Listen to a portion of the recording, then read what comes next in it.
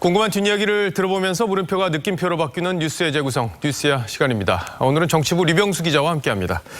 자, 첫 번째 물음표부터 보죠. 네, 첫 번째 물음표는요. 윤석열 아이돌 페류나입니다. 예, 윤석열 총장 이야기인데 최근에 청와대와 윤석열 총장 사이에 이제 기류가 일촉즉발이다 이런 평가까지 나오고 있잖아요. 이제 검찰 내부 분위기를 취재한 거죠? 네, 1, 2차 인사 이후에요. 전반적으로 윤석열 총장을 응원하는 분위기가 강하게 형성되고 있습니다. 먼저 아이돌이라는 표현은 권력 핵심을 겨냥한 검찰 수사가 반드시 마무리돼야 한다는 쪽에서 나오고 있습니다. 한 전직 고검장은 최근 후배 검사들을 만나 나눈 분위기를 이렇게 표현했는데요.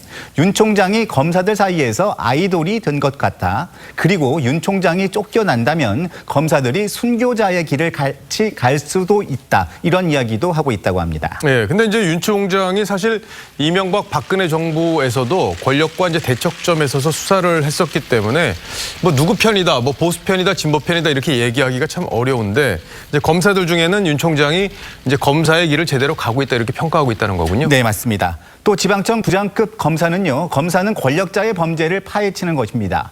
윤 총장이 검사의 본성을 깨우고 각성시켰다고 말했습니다. 관련한 윤 총장의 발언을 들어보시겠습니다. 저는 부족함이 많은 사람입니다. 그러나 강자 앞에 엎드리지 않았고 불의와 적당히 타협하지 않았습니다. 자, 그런데 이제 법무부를 비롯해서 이번 이제 인사에서 핵심 보직을 차지한 검찰 인사들 이쪽에서는 좀 다른 평가가 나오고 있는 거죠. 네, 그렇습니다. 그간 검찰이 과도한 권한을 행사해왔고 정권을 겨냥한 수사도 지나치게 광범위하게 진행했기 때문에 이번 인사를 통해 그런 문제점을 개선한 것이라는 시각도 분명히 있습니다. 특히 과거 정부에서 밀려나 있던 윤 총장을 서울지검장, 검찰총장으로 발탁한 문재인 대통령에게 폐륜을 저지르고 있다는 비난이 여권 내부에서 나오고 있습니다. 제가 위반한 것이 아니고요. 검찰총장이 저의 명을 거역한 것입니다. 근데 어제 저희가 윤 총장 측에서도 정권을 향해 이제 칼을 준비하고 있다 이런 말을 한다는 걸 보도해 드렸었는데, 근데 궁금한 건 이제 양측이 이제 정면 충돌하고 있는 그런 분위기잖아요. 근데 결과는 어떻게 되는 겁니까? 예, 말씀하신 것처럼 두 번의 검찰 인사에서 윤 총장 측근이 모두 잘려나갔고 청와대 관련 수사 지휘 라인에는 친정부적 검사들로 알박기를 한 상황입니다. 여기에 감찰권까지 가동하면 사실상 윤 총장을 내모는 수순으로 접어들게 됩니다. 정부에서는 내몰려고 하겠지만 윤 총장은 임기가 이제 2년으로 정해져 있고 아직 1년 반이 남아있기 때문에 자진해서 물러나지는 않는다 이런 기류잖아요. 네. 그럼 대항할 방법이 있습니까? 네, 두 가지 방안이 거론되는데요. 우선 대검 수사심의위원회입니다.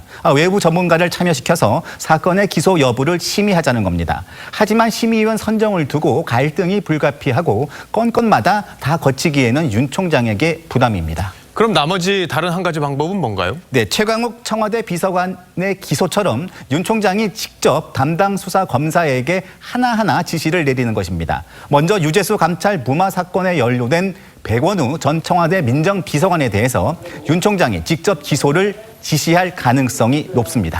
자, 그런데 이제 설 명절 전에 최강욱 청와대 비서관을 기소하는 과정에서 이제 논란이 컸고 그때 법무부도 이제 감찰을 하겠다 이런 얘기들까지 나왔는데 또 그런 식으로 기소를 할 경우에 추미애 장관도 또 가만히 있지 않을 걸로 예상이 됩니다. 네, 추 장관의 경우에는 윤 총장에 대한 감찰 외에도 법무부 장관에게 있는 지휘권을 발동할 수 있습니다.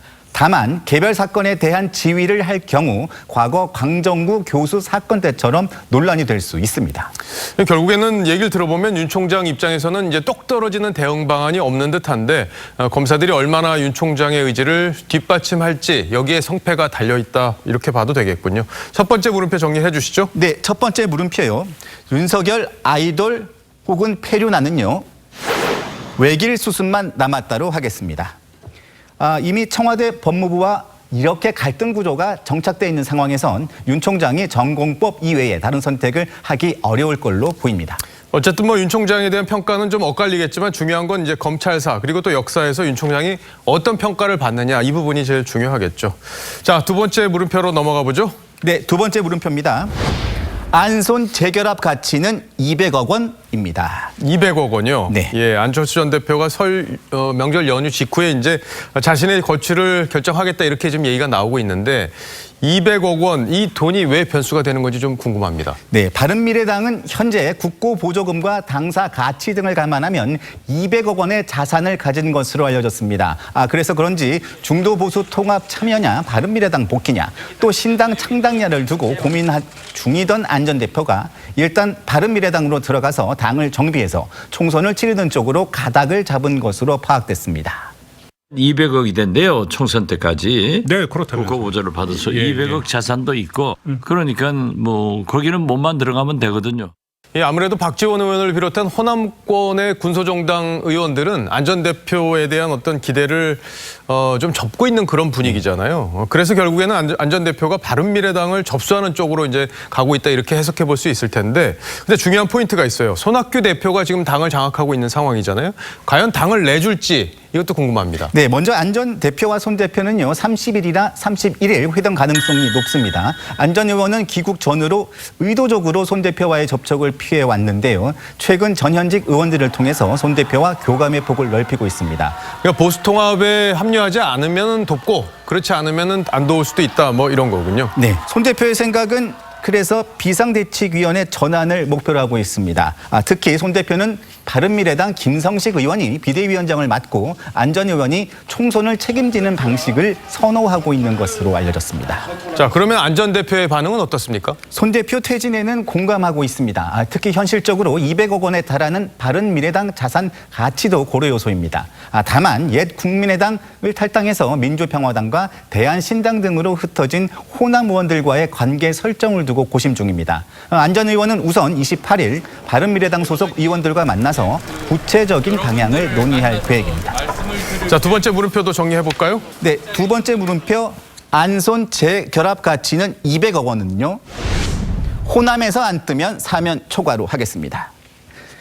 호남의 주축인 바른미래당을 접수하더라도요. 지지율이 오르지 않으면 총선 이후 안 전 대표의 정치적 영향력이 더 줄어들 수 있다는 평가가 나오기 때문입니다. 그러니까 안 전 대표가 보수 중도 통합 여기는 분명히 선을 그었는데 좀 더 지켜봐야 한다 이런 얘기가 나오는 이유가 바로 저런 배경 때문이겠네요.